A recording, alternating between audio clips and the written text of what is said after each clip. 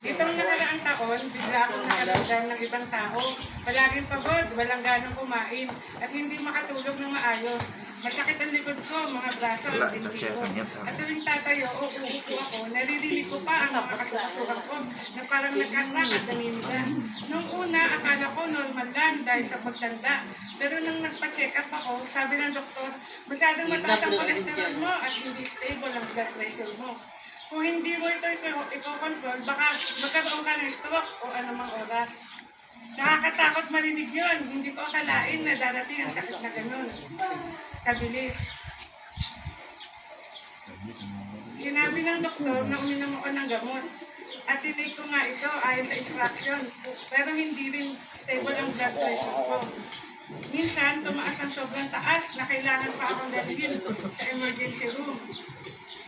Minsan naman, bigla itong bumagsak na nagdudulot sa akin ng paghihina at pagkapagod. Hindi regular ang pagtibok ng puso ko. Palagi namamanhid ang mga kamay at ako. At mga kasusukan ko, masakit buong araw. Minsan, iniisip ko na baka ito na ang buhay ko. Paano ko ba aasahan na magiging healthy ulit ako? Pero nangyari sa pagkakataon lang, pinakilala ako ng mga kaibigan ko sa Tokushima. Noong una, nagdadalawang isip ako. Pero naisip ko, bakit hindi?